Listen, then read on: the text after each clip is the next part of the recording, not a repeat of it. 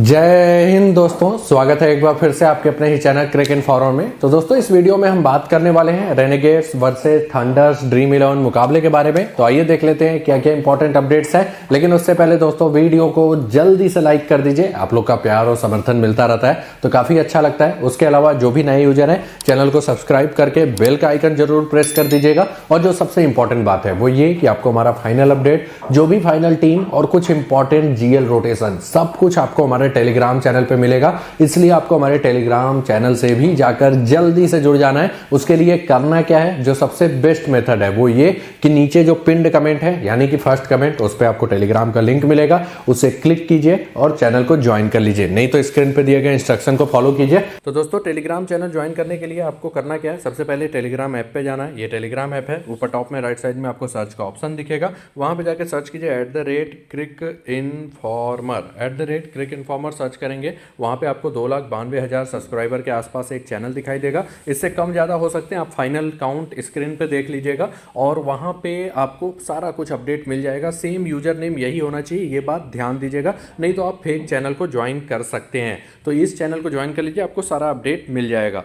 अब बात करते हैं इस मैच की। तो सबसे पहले पिच रिपोर्ट की बात करते हैं। मैच होने वाला है डॉकलैंड स्टेडियम मेलबर्न में और ये विकेट जो इस सीजन रहा है बल्लेबाजों के मुफीद रहा है। और मोस्ट ऑफ द टाइम अगर टीम की बैटिंग अच्छी है, बल्लेबाज टिक रहे हैं, तो इवन 200 का स्कोर भी यहां पे क्रॉस हो सकता है। जैसे कि लास्ट के 3 मैचेज में फर्स्ट इनिंग में दो टीमों ने यहां पे 200 का स्कोर क्रॉस किया हुआ है इस सीजन। बाकी सीजन थोड़ा सा विकेट स्लो रहता था, जनरली 150 से 170 के बीच में स्कोरिंग होता था। लेकिन इस सीजन अगर बल्लेबाजी ठीक रहती है टीम की तो 200 भी कर सकते हैं। बल्लेबाजों के मुफीद विकेट अभी तक दिखाई दिया है। अगर बात करें लास्ट के 6 मैचेज इस ग्राउंड पे, तो ये आपको स्क्रीन पे दिखाई दे रहे हैं, जिसमें ये 3 तो पिछले सीजन खेले गए थे, लेकिन ये 3 जो है इस सीजन खेले गए। और आप देखिए जो फर्स्ट मैच हुआ था, स्कॉचर्स ने 286 किया, रेनेगेड्स 185 पे 5। रेनेगेड्स की बैटिंग थोड़ा कमजोर थी तब पेसर्स ने 7, स्पिनर्स ने 3 विकेट लिया था। फिर रेनेगेड्स आई तो 151 ही कर पाई, स्कॉचर्स ने आराम से चेस डाउन कर लिया 152 बना के। फिर जो लास्ट मैच हुआ उसमें हरिकेन्स अगेन 200 क्रॉस कर गई, 206 पे 5, रेनेगेड्स 121 ही बना पाई, पेसर्स को 7, स्पिनर्स को 5 विकेट। तो देखिए जनरली यहाँ पे बॉलर्स को मदद नहीं मिलता है। हालांकि बैटिंग अगर खराब होगी तो बॉलर्स विकेट लेके जाएंगे, ये बात ध्यान दीजिएगा। बैटिंग अगर बल्लेबाज अच्छे हैं तो 200 का स्कोर भी यहां बन सकता है। ओवरऑल बैटिंग फ्रेंडली विकेट ये जनरली रहता है। आगे बढ़ते हैं। अगर बात करें हेड टू हेड रिकॉर्ड की, तो रेनेगेड्स का पलड़ा भारी है, 9 मुकाबले जीते हैं, थंडर्स का 4 जीते हैं। लेकिन करंट फॉर्म इसका उल्टा है। रेनेगेड्स ने नो डाउट लास्ट के दोनों मैच जीते हुए, लेकिन वो आपको भी मालूम है कैसे जीते हैं। कोविड हिट साइड से दोनों, जहां पे दोनों ही टीमों के अच्छे खासे प्लेयर नहीं थे, तब भी जीतने में थोड़ा सा इनको परेशानी हो गया था। तो ओवरऑल थंडर्स का करंट फॉर्म के हिसाब से पलड़ा भारी होगा, भले ही रिकॉर्ड कुछ भी कहे। तो दोस्तों बात करते हैं रेनेगेड्स टीम के प्रीव्यू की। तो देखिए रेनेगेड्स टीम का फॉर्म अच्छा नहीं कहेंगे, भले ही लास्ट के 2 मैचेस जीते हुए हैं। दोनों ही मैचेस लास्ट के मतलब वन साइडेड अफेयर था, क्योंकि दोनों ही टीमें काफी कमजोर हो गई थी कोविड के कारण। तो इसलिए मतलब इन्होंने जीत हासिल किया, नहीं तो अभी तक केवल 3 मुकाबले जीत पाए और इस सीजन भी कुछ खास परफॉर्मेंस नहीं रहा है। लेकिन सॉन मार्च के आने से इनका बैटिंग मजबूत हो गया है। बॉलिंग हालांकि अब भी कमजोर दिखाई दे रहा है। अब केवल एक ही इनके पास पेस कैटेगरी में परफॉर्मिंग बॉलर है, वो है केन रिचर्डसन। बाकी कोई कुछ खास परफॉर्म नहीं कर पा रहा है। जेम्स पैटिंसन इस मैच में नहीं खेलेंगे, उनको भी थोड़ा बहुत इशू है, इसलिए पिछले मैच में वो उनको सब्स्टिट्यूट कर दिया गया था और इस मैच में वो स्क्वाड में नहीं है। तो ये आपको स्क्रीन पे प्रोबेबल 11 इस टीम का दिखाई दे रहा होगा। यहां पे जो आपको ध्यान देना है, पहले तो डेथ ओवर्स की बात कर लेते हैं। डेथ ओवर्स देखिए केन रिचर्डसन करेंगे और उसके अलावा मतलब दूसरा जो है वो कंफर्म नहीं है, लेकिन लेलोर और जैक इवांस, इन दोनों में से कोई एक आपको डेथ ओवर्स में बॉलिंग करते हुए दिखाई देगा। एक बात और ध्यान दीजिएगा, अगर लेलोर नहीं खेलते हैं, इनके जगह जे सेमर खेल जाते हैं, तब आपके लिए जो मतलब कि जो और बॉलर्स होंगे, तब आप ये मान के चलिए ये 3 अपने पूरे ओवर्स करेंगे, 12 ओवर हो जाएंगे यहाँ पे। और जो बचे 8 ओवर होंगे, अगर लेलर नहीं खेलते हैं तो वो सदरलैंड,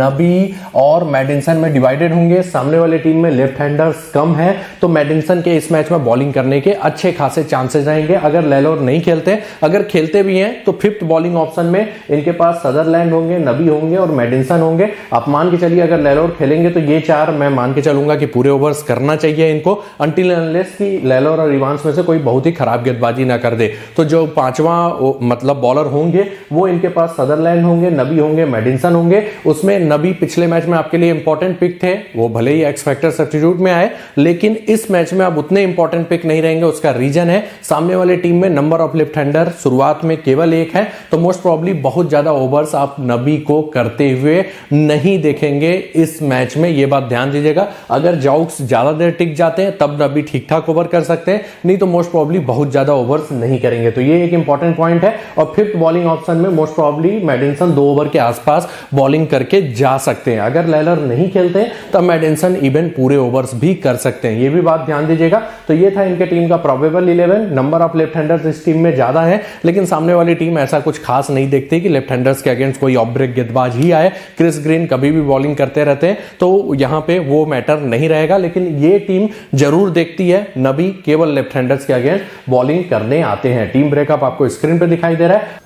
तो बात करते हैं सैम हार्पर की। थोड़ा सा एवरेज बल्लेबाज है, लेकिन बैटिंग विकेट के अच्छे प्लेयर माने जाते हैं। हालांकि बहुत इंपैक्ट वाला नॉक नहीं इनसे एक्सपेक्ट कर सकते, लेकिन आप 20 से 30-40 के बीच में scoring most of the time expect कर सकते हैं। उसके अलावा जो सबसे इंपॉर्टेंट बात है, विकेट कीपिंग से बैकअप देके जाएंगे, तो ओवरऑल एक डिसेंट पिक आपके लिए विकेट कीपर कैटेगरी में रहेंगे। देखिए सामने वाले टीम के भी विकेट कीपर बहुत ज्यादा कंसिस्टेंट परफॉर्मर नहीं है, ये भी नहीं है, तो आप बैटिंग विकेट पे आप इनको ले सकते हैं। ओवरऑल एक डिसेंट पिक रहेंगे। अगर बात करें इस सीजन परफॉर्मेंस की, तो लास्ट 2 मैचेस को छोड़ दें जिसमें ये थोड़ा सा हीरोइक्स वाले शॉट खेलने लगे, कुछ अनऑर्थोडॉक्स, नहीं तो शुरुआत में अच्छा खासा खेल रहे थे। पिछले 2 मैचों को छोड़ दें तो काफी अच्छा परफॉर्मेंस रहा है। 9 मैचों में 24.85 के एवरेज से 174 रन कर चुके।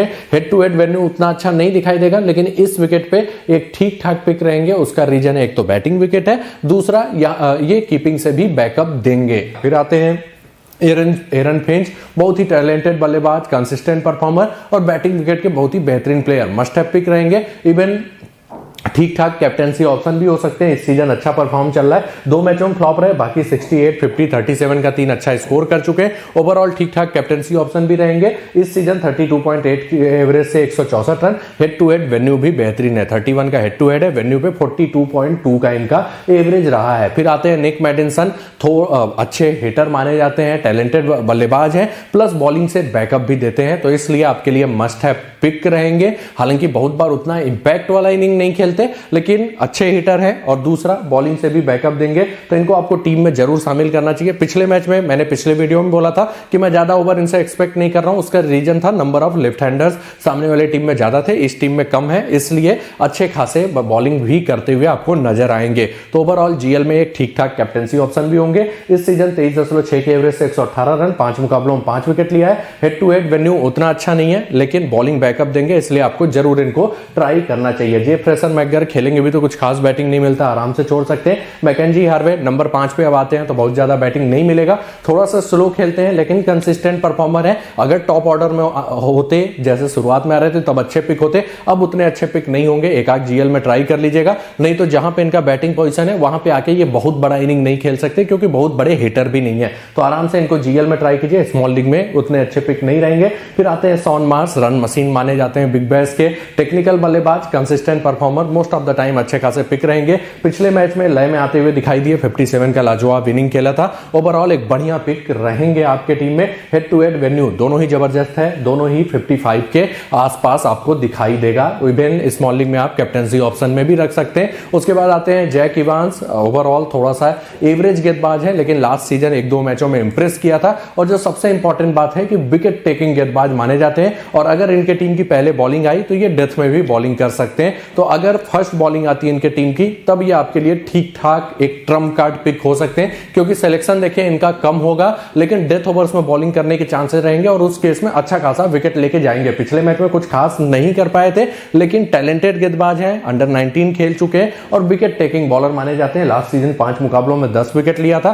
फर्स्ट बॉलिंग के केस में आपके लिए ठीक ठाक पिक, नहीं तो छोड़ने का रिस्क ले सकते हैं। बाकी कुछ खास उतना और परफॉर्मेंस नहीं नजर आएगा। फिर आते हैं मोहम्मद नबी, हैं तो काफी अच्छे ऑलराउंडर, लेकिन टीम इनको लेफ्टीज के अगेंस्ट से यूज करती है। सामने वाली टीम में केवल शुरुआत में एक लेफ्टी है, वो है एम जाउक्स, तो उनके अगेंस्ट बॉलिंग करना होगा तो करेंगे, लेकिन जाउक्स से उतना देर टिके रहेंगे तब भी, क्योंकि शुरुआत में ये पेसर्स को ही जनरली यूज करते हैं। तो इसलिए बहुत अच्छे पिक नहीं होंगे, और जैसे ही जाउक्स आउट होंगे इनके बॉलिंग से भी हटा दिया जाएगा। बैटिंग से कुछ खास फॉर्म में नहीं है, इसलिए इस मैच में जीएल में ही ट्राई कीजिएगा। कभी कभार इंपैक्ट वाले इनिंग खेल देते हैं, इसलिए जीएल में ज्यादा अच्छे पिक होंगे।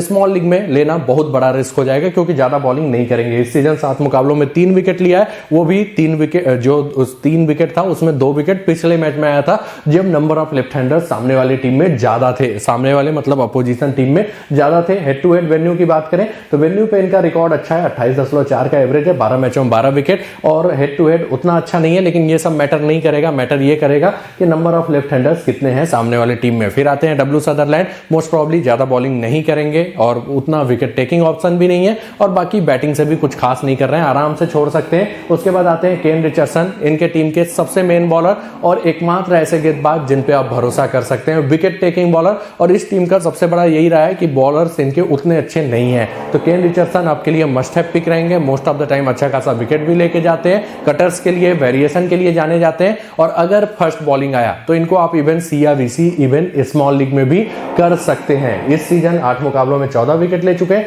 हेड टू हेड वेन्यू दोनों ही आपको बढ़िया मिलेगा, क्योंकि ये लाजवाब गेंदबाजी करते ही रहते हैं। फिर आते हैं जहीर खान, चाइनामैन गेंदबाज, विकेट टेकिंग बॉलर, लेकिन दिक्कत यह है, अभी तक देखिए इनका परफॉर्मेंस का अंदाजा लगा सकते हैं। मैं हमेशा बोलता था बड़े लेवल पे बहुत अच्छा परफॉर्म नहीं कर पाए, उसका रीजन था कि बड़े लेवल पे अच्छी खासी बैटिंग वाली टीम मिलती है, जिनके बल्लेबाज अच्छे होते हैं। तो इस सीजन भी वही रहा है, जब इनको कमजोर टीम मिली है, जिनका मतलब परफॉर्मेंस उतना अच्छा नहीं रहता, बल्लेबाज कुछ खास उनके टैलेंटेड नहीं रहे, उस टीम के अगेंस्ट आप देखिए शुरुआत में इनको कमजोर टीमें मिली थी, तो वहां पे अच्छा खासा विकेट लेके गए, लेकिन उसके बाद बीच में विकेट नहीं मिला। फिर जैसे ही पिछले मैच में कमजोर टीम मिली, ब्रिस्बेन हिट के बल्लेबाज कुछ खास नहीं कर रहे थे, फिर विकेट लेके गए। तो इसलिए सामने वाली टीम थोड़ा सा ठीक ठाक है, तो हो सकता है उतना ज्यादा विकेट ना ले, फिर भी सेकेंड इनिंग में अगर इनकी बॉलिंग आती है तो कई बार स्पिनर्स ठीक ठाक परफॉर्मेंस करके जाते हैं, खासकर बैटिंग विकेट पे, जब फर्स्ट इनिंग में इनकी टीम अच्छा खासा स्कोरिंग कर दे। तो फर्स्ट इनिंग में थोड़ा सा एवरेज पिक,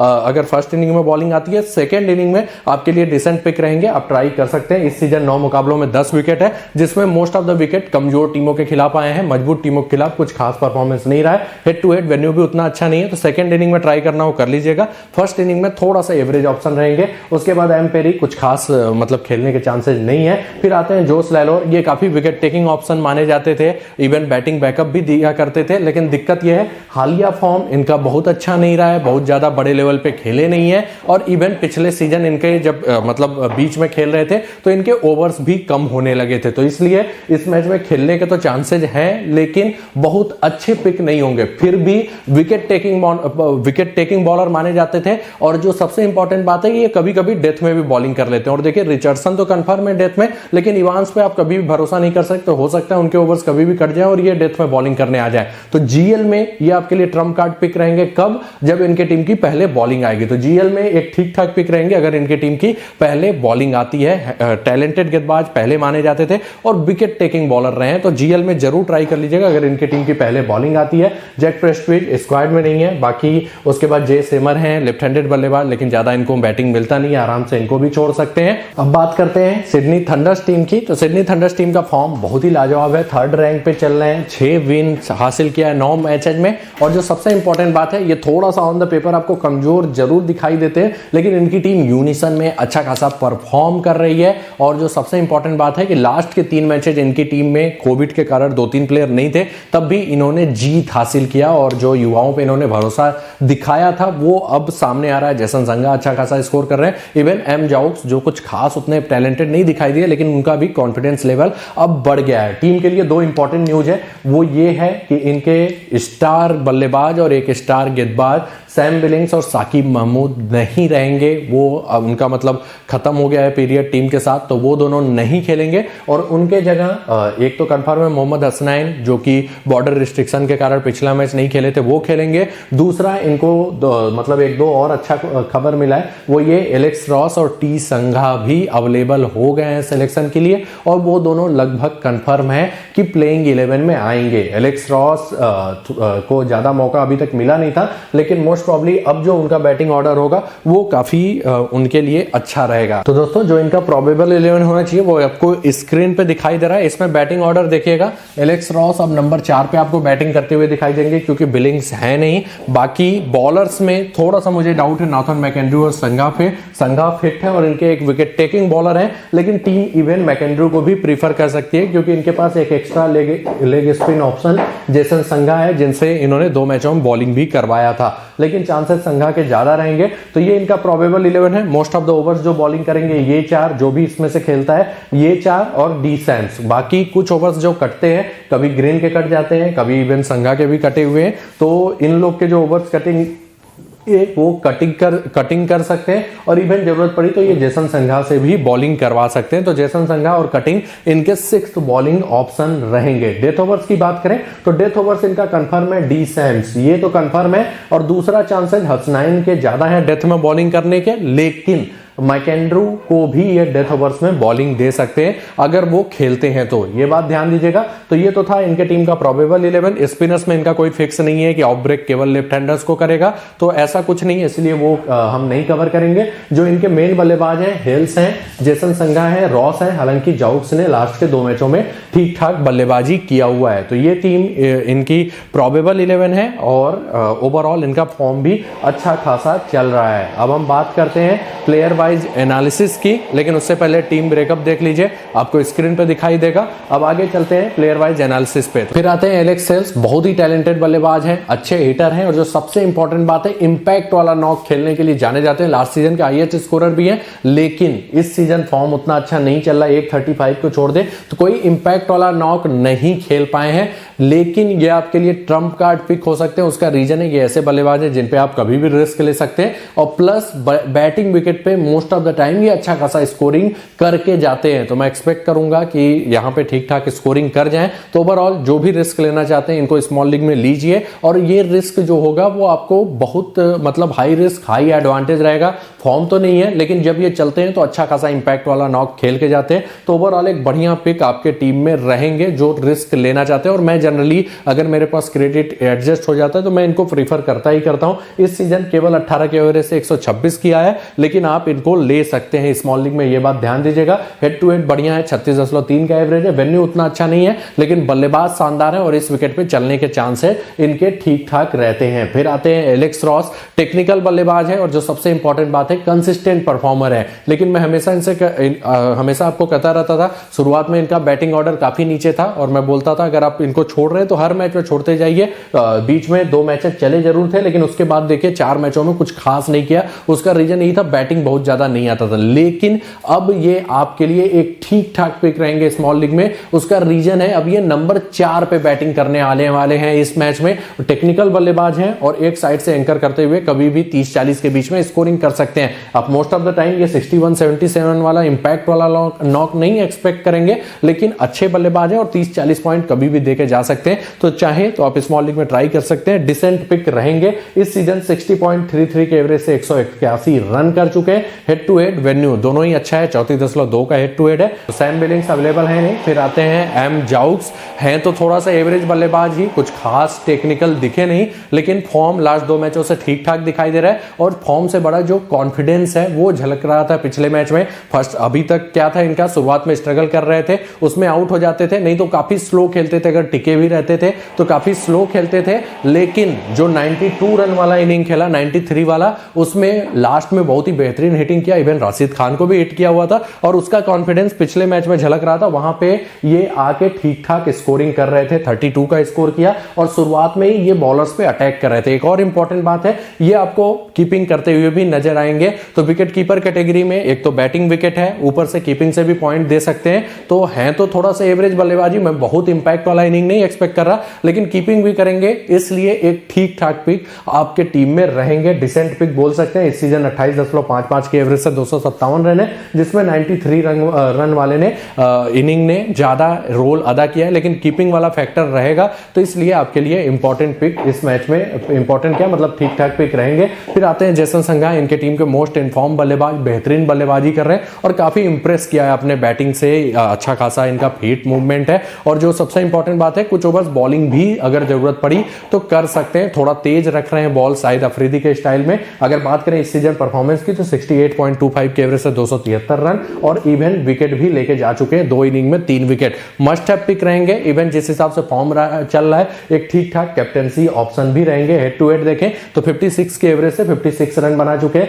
फिर आते हैं डी सैम्स, इनके टीम के सबसे ज्यादा wicket taking bowler, wicket taking nature के गेंदबाज हैं, डेथ में बॉलिंग करेंगे और जरूरत पड़ी तो बैटिंग से भी लास्ट में आके अच्छा खासा छक्के लगा सकते हैं। तो ओवरऑल एक मस्ट हैव पिक, और जो सबसे इंपॉर्टेंट बात है एक अच्छे कैप्टेंसी ऑप्शन भी रहते हैं, विकेट लेके जाते हैं मोस्ट ऑफ द टाइम। इस सीजन भी 9 मुकाबलों में 13 विकेट ले चुके और बैटिंग से कभी कभी इंपैक्ट वाली इनिंग खेल देते हैं। तो भले ही आप इनको मतलब लास्ट 2 मैचों में फिर से उतना ज्यादा परफॉर्म नहीं किया, लेकिन अगर कैप्टन बना रहे हैं तो आप बनाते रहिए, क्योंकि जब सब कोई छोड़ेगा कैप्टन बनाना तब ये फिर से इंपैक्ट वाला नॉक खेल सकते हैं। तो एक अच्छे कैप्टेंसी ऑप्शन भी रहेंगे, और मोस्टली अगर फर्स्ट बॉलिंग आ गया इनका तब तो आप जरूर बनाइए, क्योंकि उसमें डेथ में लास्ट में 2 ओवर करते हैं और वहां पे विकेट लेने के चांसेस अच्छे खासे हो जाते हैं। हेड टू हेड वेन्यू देखें तो बैटिंग से तो कुछ खास नहीं है, बॉलिंग भी उतना खास नहीं दिखेगा, लेकिन 7 मुकाबलों में हेड टू हेड में 8 विकेट ले चुके हैं। ओवरऑल एक ठीक ठाक कैप्टेंसी ऑप्शन रहेंगे, वो इनके टैलेंट के हिसाब से मैं बता रहा हूं। फिर आते हैं ओ डेविस, थोड़ा सा मतलब बैटिंग इनको ज्यादा मिलता नहीं, लेकिन अच्छे हिटर है, लेकिन स्मॉल लीग में उतने अच्छे पिक नहीं होंगे जिस हिसाब से बैटिंग इनका पोजीशन है, और कंसिस्टेंट उतने परफॉर्मर नहीं है, तो आराम से छोड़ सकते हैं। आगे बढ़ते हैं, फिर आते हैं क्रिस ग्रीन, है तो काफी टैलेंटेड गेंदबाज, लेकिन विकेट टेकिंग नेचर के गेंदबाज नहीं है, इकोनॉमिकल बॉलिंग के लिए जाने जाते हैं। मोस्टली विकेट भी तब लेते हैं जब सेकेंड इनिंग में इनकी बॉलिंग हो, और वहां पे भी कभी कभार ज्यादा विकेट लेते हैं, तो इसलिए इनको स्मॉल लीग में तो मत उतना लीजिएगा, कभी कभार चलते हैं तो सिंपल सी बात है मोस्ट ऑफ द मैचेस में छोड़ दीजिए। जीएल में जो लोग ट्राई करना चाहते हैं जब सेकंड इनिंग में बॉलिंग आए तो ट्राई कर सकते हैं, अगर इनकी टीम ने अच्छा खासा स्कोरिंग कर दिया तो प्रेशर में इनको अच्छा खासा विकेट मिलके जा सकता है। तो एक ठीक ठाक पिक जीएल में रहेंगे जब सेकंड इनिंग में बॉलिंग आता है। इस सीजन 9 मुकाबलों में केवल 6 विकेट है, हेड टू हेड वेन्यू भी कुछ खास नहीं दिखेगा। बेन कटिंग, ना ज्यादा बॉलिंग मिल रहा है ना ज्यादा बैटिंग मिल रहा है, आराम से छोड़ सकते हैं, है तो टैलेंटेड ऑलराउंडर, लेकिन जब कुछ मिलेगा ही नहीं तो आप भी कुछ खास नहीं कर सकते। एक आध जीएल में ट्राई करना हो, जो रिस्क लेना चाहें ले सकते हैं, अच्छे हिटर हैं, और जो सबसे इंपॉर्टेंट बात है कि बॉलिंग भी कर सकते हैं कुछ ओवर्स। उसके बाद आते हैं Nathan McAndrew, wicket taking bowler के रूप में जाने जाते हैं, स्पीड वेरिएशन अच्छा खासा रहता है, शॉर्ट पिच डिलीवरीज का अच्छा इस्तेमाल करते हैं, लेकिन दिक्कत यह है फॉर्म उतना अच्छा नहीं चल रहा है, मोस्ट ऑफ द टाइम बहुत ज़्यादा विकेट नहीं मिला हुआ है। 2 ही मैचेज में ठीक ठाक विकेट लिया है, एक में 3 और एक में 2 विकेट, नहीं तो थोड़ा सा स्ट्रगल करते हुए दिखाई दे रहे हैं। अगर खेलते हैं और इनके टीम की फर्स्ट बॉलिंग आती है तो इनके डेथ ओवर्स में बॉलिंग करने के चांसेस रहेंगे, तो उस केस में आप इन पर रिस्क ले सकते हैं। नहीं तो जीएल में एक आध टीम में जरूर ट्राई कर लीजिएगा, फॉर्म भले ही अच्छा ना हो लेकिन विकेट टेकिंग बॉलर है, कभी भी ठीक ठाक विकेट लेके जा सकते हैं। तो फर्स्ट इनिंग में अगर बॉलिंग आती है तो एक ठीक ठाक पिक स्मॉल लीग में, नहीं तो जीएल में आप ट्राई करना चाहे कर सकते हैं। इस सीजन 8 मुकाबलों में 7 विकेट है, हेड टू हेड बढ़िया है, 4 मुकाबलों में 6 विकेट ले चुके हैं। फिर आते हैं गुरिंदर संधू, बहुत ही टैलेंटेड गेंदबाज माने जाते हैं, यॉर्कर्स इनके पास अच्छे खासे हैं, इवन चेंज ऑफ पेस भी कर रहे हैं, लेकिन दिक्कत यह है कि ये मोस्ट ऑफ द टाइम बहुत ज्यादा विकेट नहीं लेते। नो डाउट पिछले मैच में हैट्रिक लिया, 4 विकेट लेके गए, लेकिन अगर आप बाकी मैचेज में इनका परफॉर्मेंस देखें तो फर्स्ट मैच में 2 विकेट, उसके बाद फिर विकेटलेस 3 मैचों में गए, बहुत ज्यादा परफॉर्म नहीं कर पाए, और उतना विकेट टेकिंग नेचर के गेंदबाज इस लेवल पे नहीं है। तो थोड़ा सा एवरेज पिक रहेंगे। फर्स्ट इनिंग में बॉलिंग आती है तो हो सकता है डेथ में भी बॉलिंग कर जाए, लेकिन बहुत विकेट टेकिंग नेचर के गेंदबाज नहीं है, ये बात ध्यान दीजिएगा। तो मेरे हिसाब से जीएल में ज्यादा अच्छे पिक होंगे, स्मॉल लीग में बहुत अच्छे पिक नहीं रहेंगे। इस सीजन 5 मुकाबलों में 6 विकेट है, जिसमें 2 ही मैचेज में विकेट लिया है, बाकी सब में विकेट लेस रहे हैं, तो ये बात ध्यान दीजिएगा। हेड टू हेड रिकॉर्ड अच्छा है, 7 मुकाबलों में 9 विकेट, वेन्यू पे 3 मुकाबलों में 3 विकेट ले चुके। अर्जुन नायर नहीं खेलेंगे, जोनाथन कुक नहीं खेलेंगे, ट्रेमन भी नहीं खेलेंगे। फिर आते हैं मोहम्मद हसनैन, वैसे तो बहुत ज्यादा विकेट टेकिंग नेचर के गेंदबाज इंटरनेशनल लेवल पे नहीं है, लेकिन इस लेवल पे ये मोस्ट ऑफ द टाइम ठीक ठाक विकेट लेके जाते हैं, क्योंकि थोड़ा सा एवरेज बल्लेबाज यहां पे खेलते हैं, अपने एक्स्ट्रा पेस के लिए जाने जाते हैं, शॉर्ट पिच डिलीवरीज का भी अच्छा खासा इस्तेमाल करते हैं। और अभी जो बिग बैश में डेब्यू किया था वो लाजवाब किया था, 3 विकेट लेके गए थे फर्स्ट मैच में ही, वो भी फर्स्ट ओवर में विकेट लेके गए, उसके बाद नहीं मिला। लेकिन इस लेवल पे कभी भी ये विकेट टेकिंग नेचर के गेंदबाज रह सकते हैं, तो इसलिए आपको इनको जरूर बैक करना चाहिए। अच्छे गेंदबाज हैं और यहाँ पे विकेट लेके जा सकते हैं। इंटरनेशनल लेवल पे, भले ही कुछ खास उतना पॉइंट ना दिलाते हो, तो यहाँ पे आपके लिए इंपॉर्टेंट पिक रहेंगे।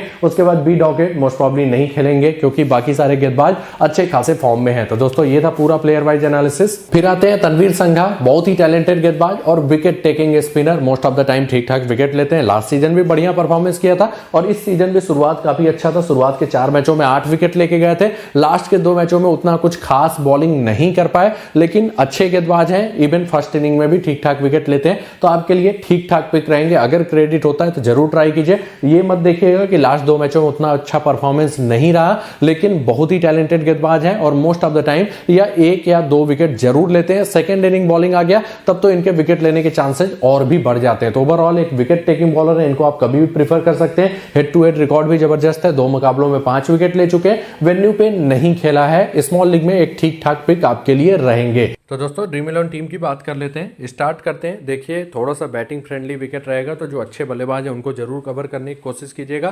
फेवरेट्स की बात करें तो थंडर्स थोड़ा सा फेवरेट रहेगा, लेकिन अब बस दिक्कत ये हो गया है कि बॉलर्स आपको थोड़ा ज़्यादा मैटर करेंगे और दोनों ही टीमों में विकेट टेकिंग बॉलर्स थोड़ा सा अब कम हो गए हैं। और उसका रीज़न भी कि अब एवरेज कैटेगरी के बॉलर्स दोनों टीमों में आपको ज़्यादा दिखाई देंगे, तो most of the winning bowlers के सिलेक्शन पे ही रहेगा और उसमें लक भी थोड़ा काम करना चाहिए, क्योंकि जब एवरेज कैटेगरी के बॉलर आ जाते हैं तो फिर किसी भी दिन कोई भी ज़्यादा विकेट लेके जा सकता है। तो स्टार्ट करते हैं। विकेट कीपर में आपके पास हार्पर एक इंपॉर्टेंट पिक होंगे। उसका रीजन है कि अच्छे हिटर हैं और प्लस कीपिंग से भी पॉइंट देंगे। हालांकि मैं इंपैक्ट वाला प्लेयर नहीं समझता, लेकिन इस विकेट पे ठीक ठाक स्कोरिंग कर सकते हैं और कीपिंग से भी बैकअप देंगे, तो इनको भी मैंने कवर किया हुआ है। उसके बाद मैंने एम जाइक्स को लिया हुआ है, जो कि लास्ट के 2 मैचों में ठीक ठाक स्कोरिंग कर चुके हैं और जो सबसे इंपॉर्टेंट बात है कि अब विकेट कीपिंग भी करेंगे, इसलिए मैंने इनको कवर किया हुआ है। हालांकि आप इनके जगह किसी भी बॉलर को ले सकते हैं। ये हार्पर से थोड़ा कम इम्पैक्ट वाले प्लेयर हैं, लेकिन थोड़ा सा लास्ट 2 मैचों में ठीक ठाक टाइमिंग दिखाई दे रहा था इनके बल्ले से,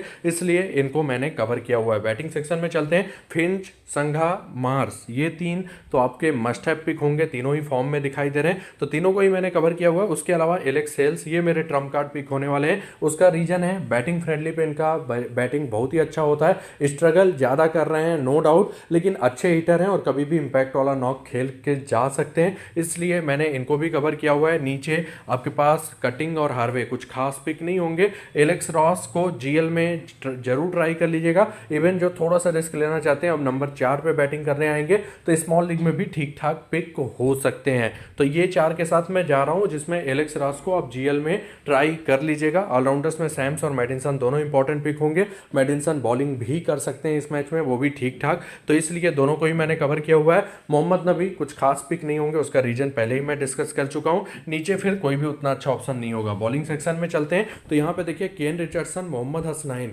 ये 2 बहुत ही जबरदस्त पिक होने वाले हैं, विकेट टेकिंग बॉलर रहेंगे, तो इन दोनों को ही मैंने कवर किया हुआ है। उसके बाद नीचे चलेंगे तो तनवीर संघा, ये एक विकेट टेकिंग बॉलर है। हालांकि लास्ट के 2 मैचों में जब टीम ने इनको मतलब कि शुरुआत में तो अच्छा खासा विकेट लिया, लेकिन लास्ट के 2 मैचों में टीम ने इनको अंडर बोल जरूर किया था, लेकिन ये कभी भी ठीक ठाक विकेट लेके जा सकते हैं। तो ओवरऑल आपके लिए इवन फर्स्ट इनिंग में बॉलिंग आता है तो डिसेंट पिक रहेंगे। मेरे पास अभी क्रेडिट इशू है, मैं इनको नहीं ले पाया हूं, लेकिन अच्छे गेंदबाज हैं, विकेट टेकिंग बॉलर हैं। नीचे गुरिंदर संधू, नो डाउट पिछले मैच में 4 विकेट लिया था, लेकिन बहुत ज्यादा विकेट टेकिंग नेचर के बॉलर बिग बैश में नहीं है। मोस्ट ऑफ द टाइम एकाक विकेट ही लेते हैं, थोड़ा सा एवरेज ऑप्शन होंगे।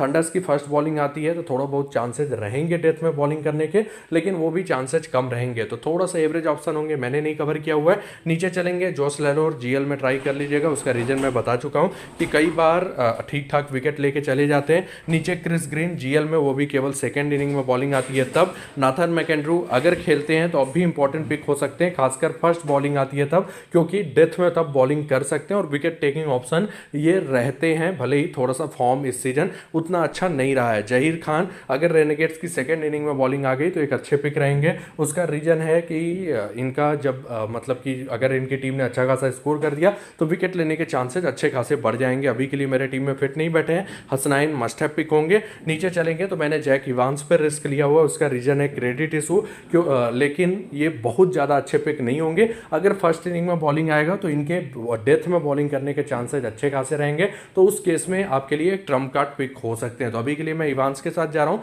तो दोस्तों ये थी मेरी टीम। कैप्टन वाइस कैप्टन की बात करूँ तो सैम्स को मैंने कैप्टन किया है, जेसन संघा को मैंने वीसी किया है फॉर्म के हिसाब से, फिंच भी अच्छे खासे ऑप्शन होंगे और रिचर्डसन भी एक ठीक ठाक ऑप्शन होंगे। जो रिस्क लेना चाहते हैं इवन मैडिसन को कैप्टनसी ऑप्शन में रख सकते हैं, उसका रीजन है बॉलिंग कर सकते हैं, बस यही है कि मोस्ट ऑफ द टाइम ज़्यादा विकेट नहीं लेते। तो दोस्तों ये थी मेरी टीम। यहाँ पे ड्रीम 11 पे थोड़ा रिस्की मतलब मैच दिखाई दे रहा है। आप स्मॉल लीग बाकी सारे साइड जहाँ पे क्रेडिट इशू ना हो वहाँ पे खेलें, क्योंकि मैं यहाँ पे अपने मनपसंद बॉलर्स को नहीं ले पाया हूँ। तो दोस्तों इसी के साथ ये वीडियो टिप समाप्त होता है। अगर आप लोग को वीडियो अच्छा लगा हो तो जल्दी से लाइक कर दीजिएगा, और अगर आपने अभी तक ये चैनल सब्सक्राइब नहीं किया है तो ऐसे ढेर सारे अपडेट्स के लिए चैनल को सब्सक्राइब करके बेल का आइकन जरूर प्रेस कर दीजिएगा। धन्यवाद।